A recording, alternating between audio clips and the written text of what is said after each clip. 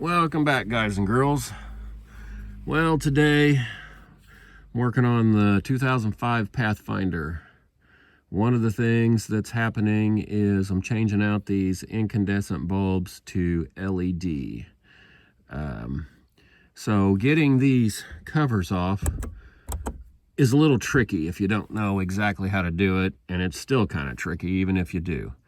So because they have switches in them, they pivot right across here.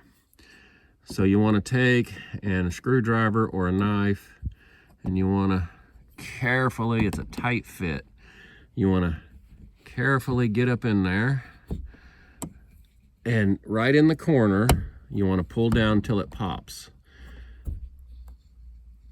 Right in the corner. If you pry in the middle, you risk breaking them. And then as soon as you do that, you can work them out. So there's a little catch I'll show you there. There's a little catch on the ends that if you pry on that end, you'll break them off. When you go to put them back in, you just slide them up in and pop these up in. So, like I said, I'm changing out incandescents. This is just a cheapo kit I bought online. Had I think like 20 different styles of LED lights, and so I'm replacing them. But that's how you do it, guys.